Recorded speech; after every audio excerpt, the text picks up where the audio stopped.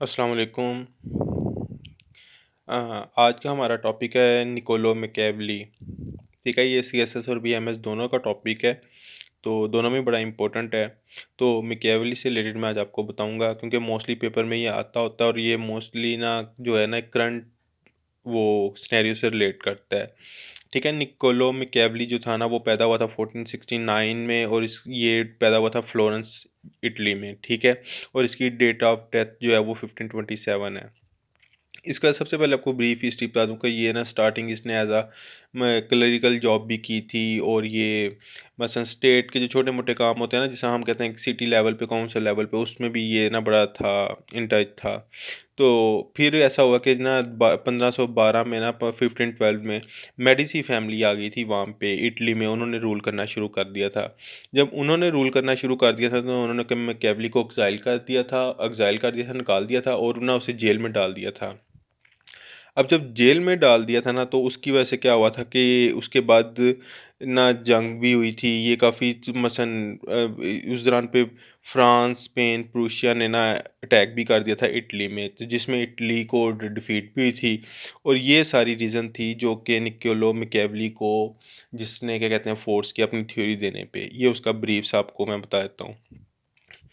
अच्छा, इसकी ना सबसे पहले बात ये थी कि ये आपको पता चलूँ कि जो उस टाइम पे इटली रिनाइसेंस था ना, उसमें 6-7 कंट्रीज़ आते थे।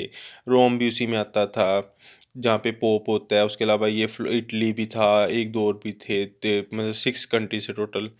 तो ये हुआ ऐसे था कि जब फ्रांस, स्पेन और प्रूशिया ने इस पे अटैक किया ना, तो इटली को डिफीट हो गई। अब इस चीज़ का इसे बड़ा दुख भी था, और ये बड़ा इस चीज़ पे हैरान भी था कि यार ये तो फिर एक रिनाइसेंस था 6 कंट्रीज़ का, फिर भी ये हार गई, इसकी क्या रीज़न है। तो इसने ना बाहर फिर ये अपनी क्या कहते हैं देखा जी के उस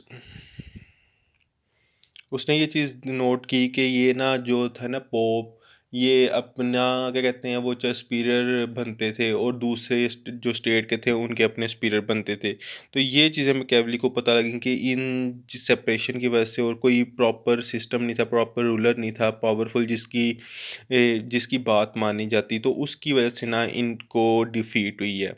तो इसने तब ना ये बुक लिखी थी, क्या कहते हैं प्रिंस, और दूसरी इसकी है दी आर्ट ऑफ वार। अब प्रिंस में जो है ना, ये बेसिकली एक लेटर्स रिलेटेड बुक है जो कि इसने वहाँ के जो रूलर्स थे उनको लिखी। और आर्ट ऑफ वार में उसने बताया कि जंग कैसे होती है और सिविल गवर्नमेंट किस तरह रन करनी चाहिए। तो उसने ये नोट की कि भाईजान हमारे पास जो है ना पोप जो है वो अपनी स्पिरिटी शो करना चाहता है, दूसरे अपनी शो करना चाहते हैं। तो इस वजह से ना कोई एक टॉप हेड कोई नहीं था जो कि डिसीजन कर सकता, जिसकी वजह से कोई यूनिटरी डिसीजन नहीं था और हार गए थे।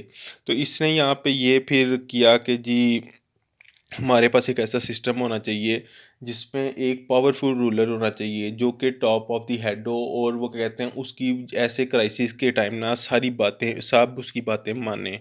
और वो कहता था कि ये उस वो इतना स्ट्रांग और पावरफुल होना चाहिए कि उसके पास ना फुल पावर होनी चाहिए कि कोई इसको डिनाई ना कर सके, ताकि अगर कभी जंग के ऐसे हालात क्रिएट होते हैं तो वो जो ऑर्डर दे रहा है उसकी बात मानी जाए और अपनी स्टेट को बचाया जाए।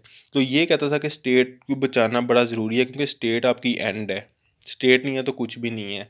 तो ये तो यहाँ तक भी कहता था कि स्टेट अगर बचाने के लिए आपको अपनी आवाम भी मारनी पड़े तो कोई मसला नहीं, आप मारो, लेकिन अपनी स्टेट को ज़रूर बचाओ। और ये जो मज़हब है ना, इसको टोटली पॉलिटिक्स से सेपरेट करके रखो।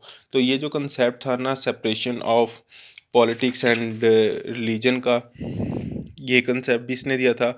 और दूसरा कंसेप्ट इसका टोटलिटेरियनिज्म का कंसेप्ट था, ताकि जो इसने ये कंसेप्ट दिया था कि ये एक पावरफुल आपके पास रूलर होना चाहिए जिसके पास इतनी पावर्स हों कि वो अपने हर हुक्म को मनवा सके और अपनी स्टेट को बचा सके। और इसलिए स्टेट और के जो मैटर हैं वो पॉलिटिकल होते हैं, तो इसलिए पॉलिटिक्स और रिलीजन को ना टोटली सेपरेट रखना चाहिए। Thank you.